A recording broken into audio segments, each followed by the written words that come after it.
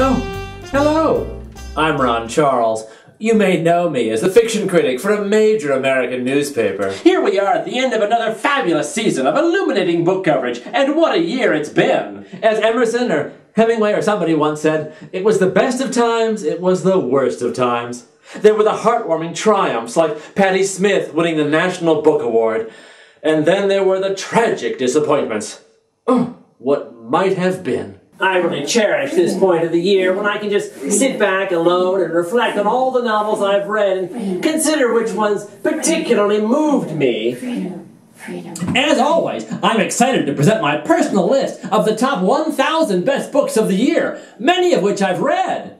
Oh, I've just been handed a note by the 92nd Street Y asking me to, speed things up, so let's just hit the highlights in no particular order. I was rooting for Emma Donohue's Room to win the Booker Prize earlier this year, but instead, the judges went with a comedy about anti-Semitism. Ha ha ha! Oh, that's funny. But don't miss Room. It's an emotionally wrenching story about a kidnapped woman and her 5-year-old son who's lived his entire life in a windowless garden shed. It's a profound meditation on motherhood and childhood and what it means to see the world with fresh eyes. Gary Steingart's super sad true love story is a slit-your-wrist satire illuminated by the author's absurd wit. It follows today's most ominous trend lines, past Twitter and Facebook addiction, to imagine a post-literate, consumption-crazed America that abhors books, newspapers, even conversation. I have no idea where this zany Russian immigrant gets these wild ideas. Do you, Dawn? Madeline?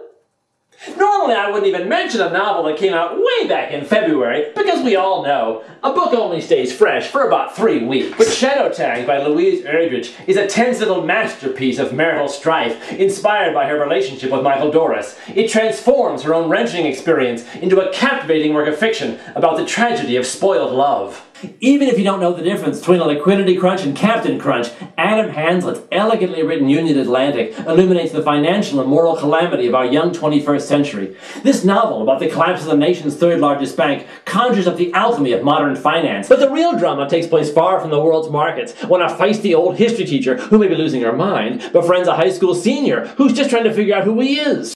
Jennifer Egan's Visit from the Goon Squad is a collection of de-linked short stories, a medley of voices scrambled across the globe and over time, with a 70-page PowerPoint presentation at the end. She uses all these stylistic shenanigans to produce a deeply humane story about growing up and growing old, in a culture totally corroded by technology and marketing. And what's best, every movement of this symphony of boomer life plays out through the modern music scene.